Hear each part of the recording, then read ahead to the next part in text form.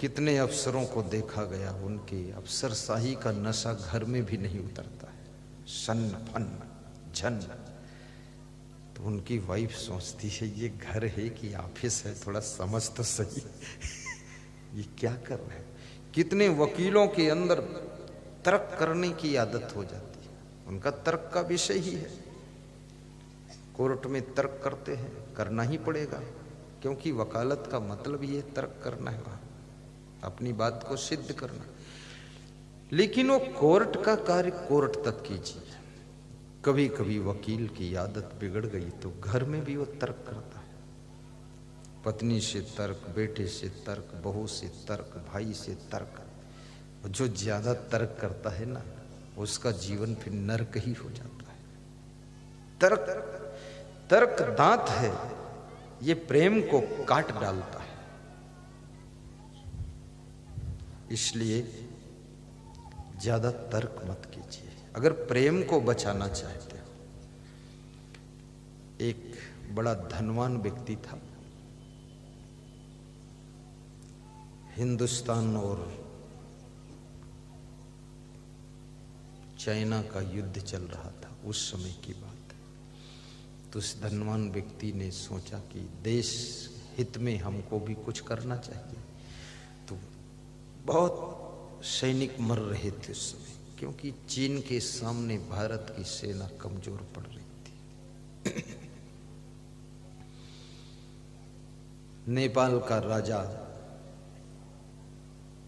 भारत देश के प्रथम प्रधानमंत्री को अपना देश हिंदुस्तान में शामिल करने के लिए निवेदन भी किया था कि मेरा देश गरीब है, हिंदुस्तान में शामिल करो, यहाँ का विकास हो जाए। तो उन्होंने कहा ये हम ओबड़ खाबड़ नहीं लेंगे, हम क्यों अपना पैसा बर्बाद करें। वहां उसी ओबड़ खाबड़ पहाड़ों पर से ही सेना लग जाती है, तब इधर हिंदुस्तान की सेना हारती है। ले लेना था उसको, पड़ोस में जितना मिले सब ले लो, सब विकास करो उसका। तो धनवान व्यक्ति सेना में भर्ती हो गया और पैसा भी बहुत दिया उसने, करोड़ों दे दिया और कहा तन मन धन देश के लिए। लेकिन थोड़ा वो तार्किक था, धनवान बुद्धिमान था, तभी तो धनवान हुआ। बुद्धू थोड़े धनवान हो सकता है। धनवान होना भी ये संकेत करता है कि आदमी है तो चतुर, क्योंकि मूर्ख के पास धन नहीं आता है, और मूर्ख के पास धोखे से धन आ भी गया तो बहुत जल्दी निकल भी जाता है, खो जाएगा या कोई चुरा ले जाएगा या कोई ठग ले जाएगा, रहेगा नहीं उसके पास। क्योंकि लक्ष्मी विष्णु भगवान के साथ रहती है, लक्ष्मी मूर्ख के साथ रहती है। विष्णु भगवान बहुत बुद्धिमान है, इसलिए मैं कहता हूं बुद्धिमान बनो ताकि लक्ष्मी तुम्हारे साथ भी रहे। तो वो भर्ती हुआ, उसको ट्रेनिंग में भेजा गया। जब कैप्टन ने ट्रेनिंग में कहा कि बाएं मुड़, तो खड़ा रहा, मुड़ा नहीं। फिर कहा दाएं मुड़, तो भी खड़ा रहा, मुड़ा नहीं। कहा पीछे मुड़, तो भी खड़ा रहा, मुड़ा नहीं। तो कैप्टन ने कहा सुनते नहीं हो क्या, मिलिट्री की ट्रेनिंग ले रहे हो, कह रहा हूं बाएं मुड़, दाएं मुड़, पीछे मुड़, खड़े क्यों हो, सब मुड़ रहे, तुम क्यों नहीं मुड़ते।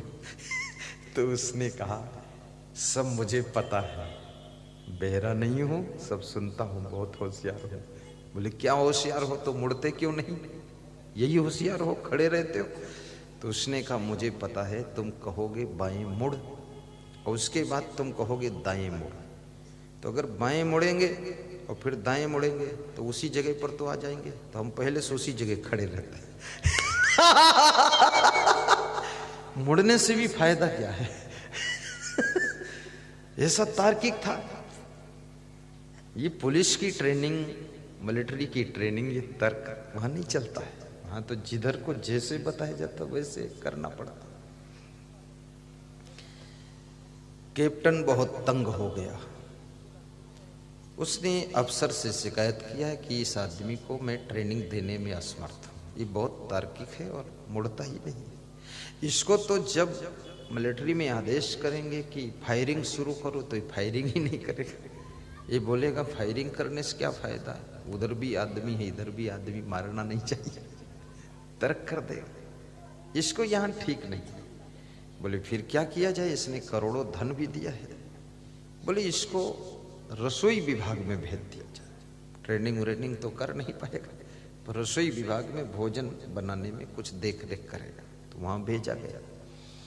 तो जो रसोई विभाग का हेड था उसने उसको अपने अंडर में लिया और उसको काम दिया प्रथम दिन कि जो मटर है, मटर होता ना, क्या बोलते हैं, मटर ही, ये मटर के बड़े दाने दाहिने इकट्ठा कर दो और छोटे दाने बाएं इकट्ठा कर दो, 2 ढेर लगा दो। मैं आपको 4 घंटे बाद मिलूंगा, ये मटर के दाने अलग अलग करो, बड़े एक तरफ छोटे एक तरफ। 4 घंटे बाद जब रसोई विभाग का अफसर आया, उसने देखा सब दाने मटर के ज्यों के त्यों ढेर में रखे हैं, एक भी दाना इधर उधर नहीं हुआ। वो आराम से बैठा है, बातें कर रहा, नाश्ता कर रहा, हंस रहा। तो उस अफसर ने कहा कि तुमको मैं बता गया था कि छोटे दाने इधर कर दो, बड़े मटर के दाने उधर कर दो, तो तुम बैठे हो 4 घंटे हो गए, ढेर इकट्ठा है, कुछ किया नहीं।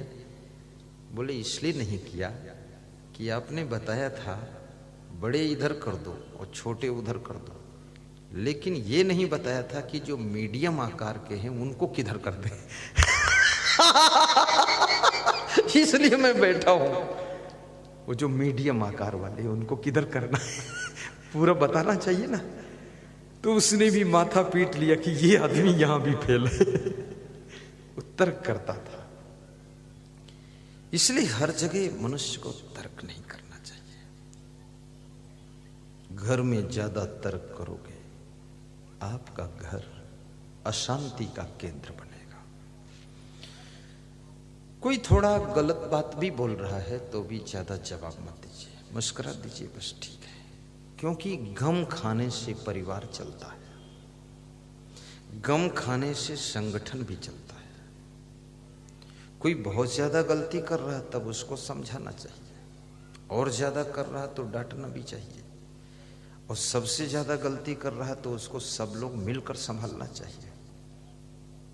और फिर भी नहीं संभल रहा है तो फिर मंदिर में आशीर्वाद लेना चाहिए कि कैसे सुधरेगा।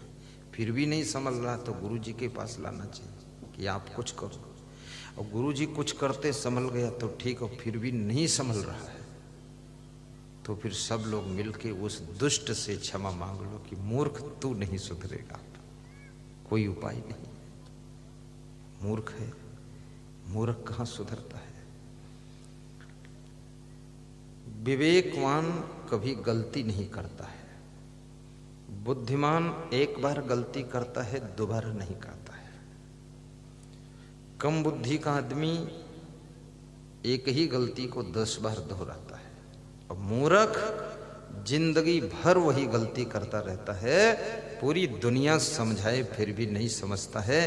याद रखना, ऐसे मूर्ख जिसके घर में रहते हों, जिसके आश्रम में रहते हों, जिसकी राजनीतिक पार्टी में रहते हों, तो याद रखना वो राजनीतिक पार्टी भी नीचे जाएगी, वो घर भी नीचे जाएगा, वो मठ मंदिर आश्रम भी नीचे जाएगा, वो बिजनेस भी नीचे जाएगा।